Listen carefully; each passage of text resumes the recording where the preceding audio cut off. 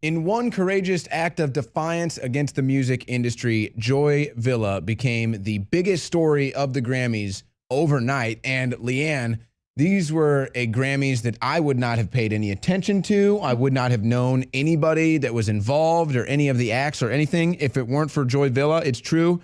She made the Grammys great again. Right. And to think that she was even more popular, the dress that she wore, and the fact that she dared to wear this to the Grammys in the face of all of these lefties that were there to protest and resist Trump. She was an even bigger story than Beyonce, who came out on stage with her baby bump with her twins. And she also saw more album sales than Beyonce did on the recent list. In fact, they saw her album sales skyrocket 18,000% on Amazon. And that was, I would guess it's probably upwards closer to 20,000% now. When I got this number, it was some hours ago, probably hours before you're seeing this. So my guess is it's up to 20,000%. Followers on Twitter, she got upwards of 70,000 new followers. It hasn't even been 24 hours yet since she showed her Make America Great Again Trump dress. And this is what's nice about it to me. We'll talk about some of the other things that I like about this. But you know what? She's 25 years old, and this is a age or a generation, I'm 27, that has been cast out by so many people. We don't have any hope. There's no voices for hope in our generation. But you know what? There are. And even though we might be outnumbered, our voices are strong. Right. Well, and to think about how many people in the entertainment industry have been told to keep their politics to themselves if they're conservative or libertarian, because you will be blacklisted from the entertainment industry. No one's going to book you to do their films, or your music won't get put out there on the radio if it's too political in a way that's not in alignment with the agenda.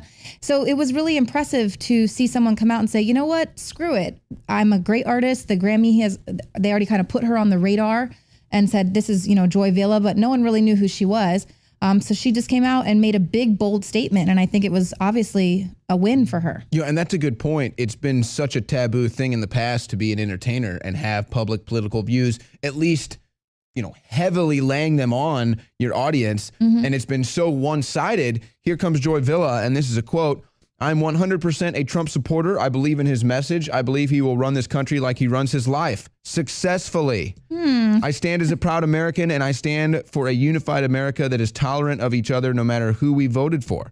I believe in love above all. Who can disagree with that message? Right. And, they're going to try and beat her up in whatever way that they can figure out, because they don't want anyone pushing back against their message.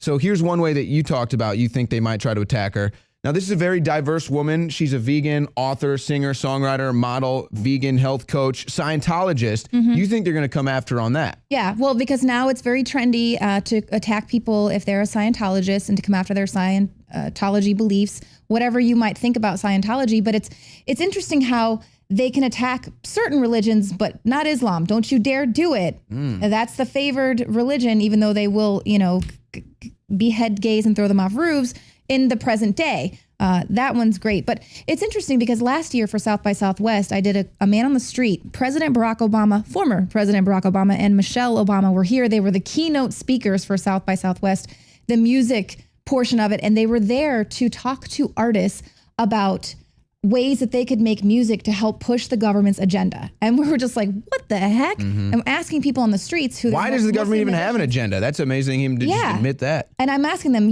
is this okay? Would you do this? And they were like, well, yeah, if the president asked me to, because they're thinking President Barack Obama. And I said, well, what if someone comes along, after he's out of office that you don't agree with, and they're forcing the music industry to push the agenda?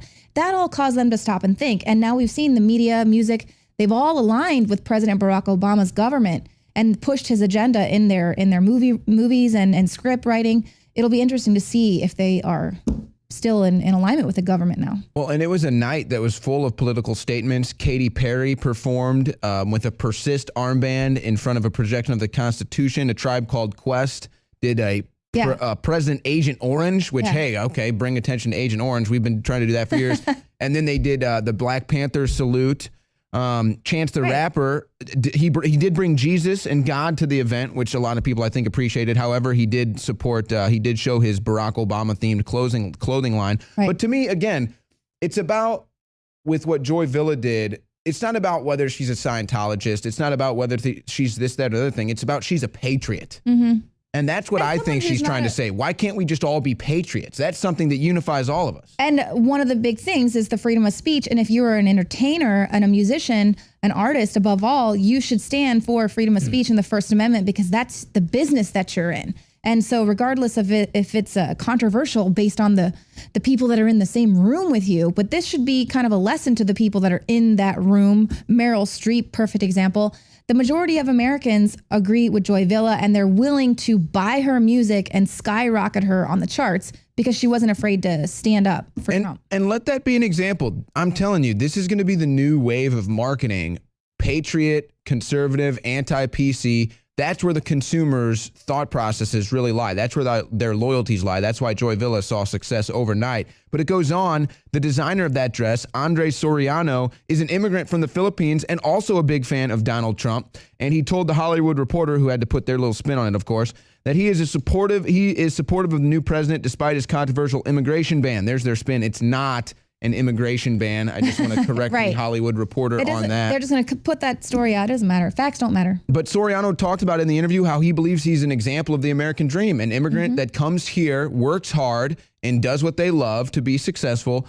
But, you know, it's perfect because he talks about how he's a minority, Joy's a minority, but we're both proud to be American. I'm an immigrant. It's not about, you know, skin color or anything. It's about patriotism. And that's what the message was so strong to me. You know, we had all of these other political messages. That's why hers was the strongest to me, because it was the most unifiably certifiable. It's like, we can all be patriots. Right. And that's the thing is it's not hard for you to go out there and say, oh, we got to resist. Oh, Black Lives Matter. Oh, this. Of course they do. Of course we've been talking about resisting and stamping out the government tyranny for a very long time, decades. Alex Jones has dedicated his life to it. Now, all of a sudden, it's being pushed and it's super popular because it's someone that they disagree with.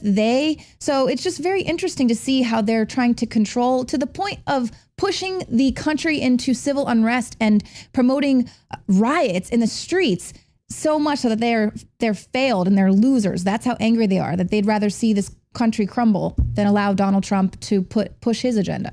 Here was a quote from Soriano. "We need to move this country forward, and we believe it's time to promote love. We only live once, and we need to promote love.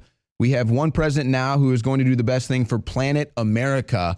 And to me, that message is we don't want to conquer the planet. That's just, we want freedom to conquer the planet. That's kind of how I took that. Well, and then just kind of going back a little bit to artists needing to stand up for the First Amendment. We have Meryl Streep. So she obviously during the Emmys, she took her opportunity to bash Trump and put out some divisive message. People came after her, attacked her. So now Meryl Streep pledges to stand up to brown shirts. This was in her most recent tirade. So she's talking about these people who came after her on Twitter after her thing, calling them brown shirts. Meryl, I'm sorry, where were you during the Berkeley riots when people, actual fascists, Antifa, they were there shutting down violently speech that they disagreed with, pummeling people with shovels, attacking women? Where were you fighting actual brown shirts? And that's the thing that's so messed up is they're taking these words because they're betting on the fact that most millennials don't even know what a brown shirt or fascism actually is. And just you've got anti-fascists that are fascists. Exactly. You've got the anti-fascist fascists. Right. And that's exactly what you're talking about. And it goes on to your point, Mrs. Streep just received the National Ally for Equality Award from the Human Rights Campaign, an advocacy group for lesbian, gay, bisexual, and transgender issues. But she's on the side of Sharia law. That's the thing that's so much. It's ridiculous, Leanne. It really makes, and I get it, why Christianity would be the religion that's been attacked because it has been the prevalent religion in this country. But why would you go so far to attack Christianity to then prop up another religion that's even more extreme in the present day? Christianity was bad hundreds and hundreds of years ago. So they have no excuse for that. Well, and we have right now, a lot of these artists are looking to government to help rewrite some of the music laws, some of the laws for the industry so they can start to profit off of it and stop some of, I guess, the illegal downloading or pirating of music. That's an issue that they're going to have to be faced with. But help now. But it's true. Science has proven, this is actually an old story, pop music has actually gotten worse. Science confirmed what you've always suspected. Music these days is worse than it used to be. This is Owen Schroyer, Leanne McAdoo. Thanks, David Knight. Infowars Nightly News returns tomorrow night, 7 p.m. Central. And that is science. Science.